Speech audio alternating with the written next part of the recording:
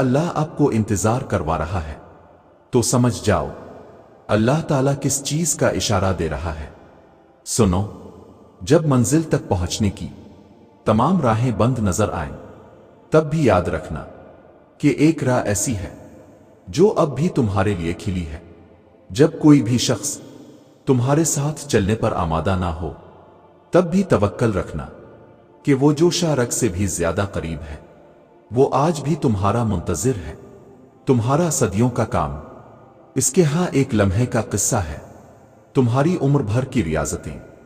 اس کے لیے ایک کن کی بات ہے، جہاں اتنا صبر کیا ہے وہاں تھوڑا سا صبر اور سہی، جہاں اتنی کوشش کی ہے وہاں تھوڑی سی کوشش اور سہی۔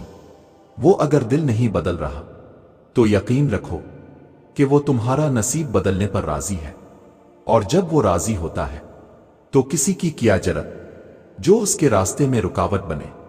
اور یاد رکھو وہ تم پر سارے دروازے بند نہیں کرتا، اگر وہ تمہارے روبرو موجود دروازہ بند کرتا ہے تو وہ تمہارے پہلو میں موجود دروازے کو ہمیشہ کھلا رکھتا ہے، بس تم دیکھ نہیں پاتے۔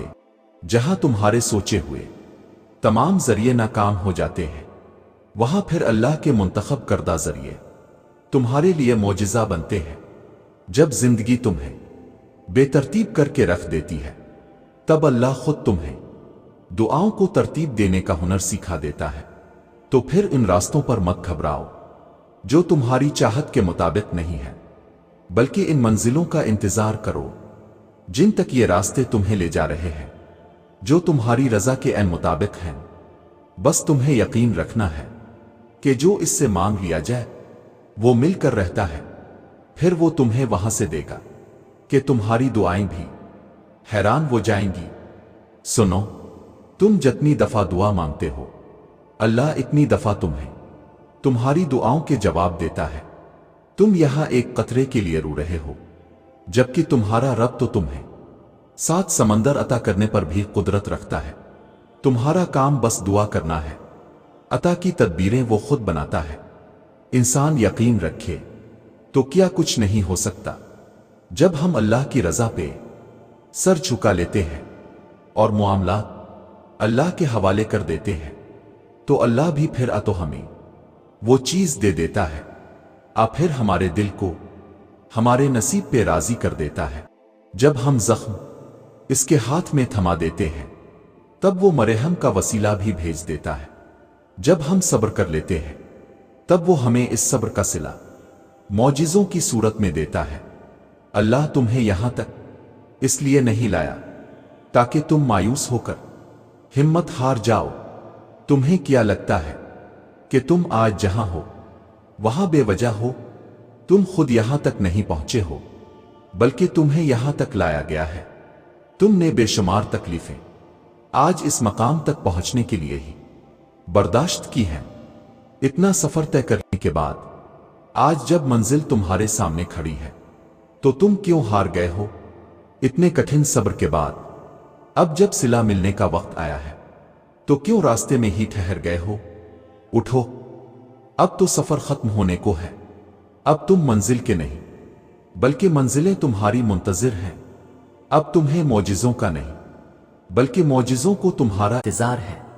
اب کن تمہاری ایک آخری دعا کا اردے باندھے ہوئے ہے کہ یہاں تم مانگو اور وہاں تمہیں منہ سے نکلی پہلی فریاد پر نواز دیا جائے۔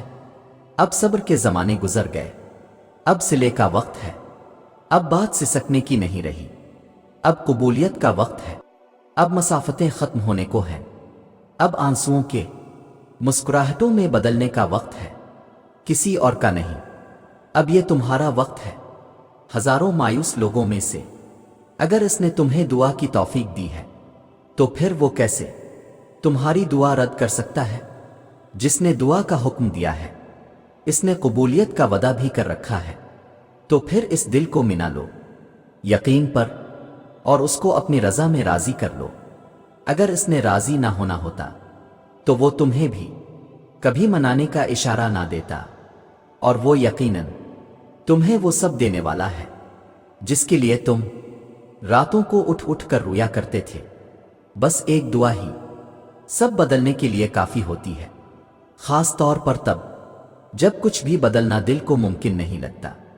اللہ تم سے بہت محبت کرتا ہے، وہ تمہیں ہر اس لمحے میں سنتا ہے جب تمہیں خود بھی تمہاری آواز سنائی نہیں دیتی۔ تم اسے دیکھ نہیں سکتے مگر وہ تمہیں دیکھ سکتا ہے۔ وہ جانتا ہے تمہیں پریشانی ہے، وہ جانتا ہے تمہارے کرب کو، تو پھر تم اس کے سننے پہ شک کیوں کرتے ہو؟ کیوں دل میں یہ وسوسے لاتے ہو کہ اللہ تمہیں دیکھ نہیں رہا؟ جو چیز تمہیں اللہ کے سوا کوئی نہیں دے سکتا، اسے انسان سے کیوں مانگتے ہو؟ جس یقین کا حقدار اللہ کے سوا کوئی نہیں ہے، وہ یقین انسان پہ کیوں رکھتے ہو؟ جس محبت کا حقدار صرف اللہ ہے، وہ محبت انسان کو دے کر پھر نصیب سے شکو کیوں کرتے ہو؟ تم اللہ کو راضی کرنا سیکھو، باقی سارے خود ہی پھر راضی ہو جاتے ہیں۔ کبھی اس کے علاوہ کسی سے کچھ مت مانگو اور نہ کسی سے کسی بھی چیز کی امید رکھو، پھر چاہے وہ ہمدردی ہو۔ محبت انسان بھیک میں بھی ذلت کے سوا کچھ نہیں دیتا۔ بادشاہ تو بس خدا ہی ہے، معجزوں کا بھی عطا کا بھی۔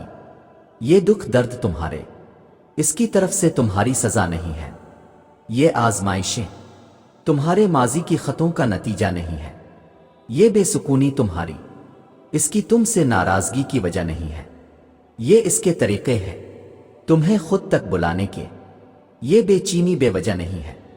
وہ اپنے محبوب بندوں کو سزائیں نہیں دیا کرتا، وہ جن سے محبت کرتا ہے انہیں تکلیف میں نہیں چھوڑا کرتا۔ وہ تمہارے دعاؤں میں اٹھنے والے ہاتھ خالی نہیں موڑتا، وہ تمہارے سجدوں میں بہتے آنسو بے مول نہیں چھوڑتا۔ وہ تو تمہاری خاموش دعاؤں کو بھی بڑے غور سے سنتا ہے، وہ تمہاری سسکتی فریادیں اپنے پاس سنبھال لیتا ہے۔ وہ جب تمہیں سجدوں کی توفیق دیتا ہے تو تمہارا انتظار کرتا ہے۔ وہ جو تم سے 70 ماؤں سے زیادہ محبت کرتا ہے، وہ بھلا کیسے تمہیں درد کی شدت سے گزار سکتا ہے؟ یہ بس آزمائش ہے جو وہ اپنے محبوب بندوں کو دیتا ہے۔ اس کٹھن وقت میں تمہارا صبر تمہیں اپنے رب سے ملا دیتا ہے۔ جب صلے کا وقت آتا ہے تو وہ اپنی رحمت کے سارے دروازے کھول دیتا ہے۔ جب کن فرمایا جاتا ہے تو آسمانوں کے فیصلے تمہاری رضا کے مطابق لکھ دیتا ہے، پھر وہ بھی حاصل ہو جاتا ہے جو کبھی لا حاصل رہا ہو۔ پھر وہ نوازتا ایسا ہے کہ ہر ناممکن ممکن کا روپ ڈھال لیتا ہے۔ اگر اللہ آپ کو انتظار کروا رہا ہے تو اس کا یہ مطلب نہیں کہ وہ آپ کو سزا دے رہا ہے، بلکہ وہ آپ سے کچھ دیر تک رابطے میں رہنا چاہتا ہے۔ وہ چاہتا ہے کہ آپ مزید دعائیں کریں، وہ چاہتا ہے کہ آپ اس سے بات کریں، وہ آپ کی آواز بار بار سننا چاہتا ہے، اس لیے وہ آپ کو وہ چیز نہیں دے رہا ہے، اور اسی وجہ سے وہ اس چیز کا خیال آپ کے دل و دماغ سے نہیں نکال رہا ہے۔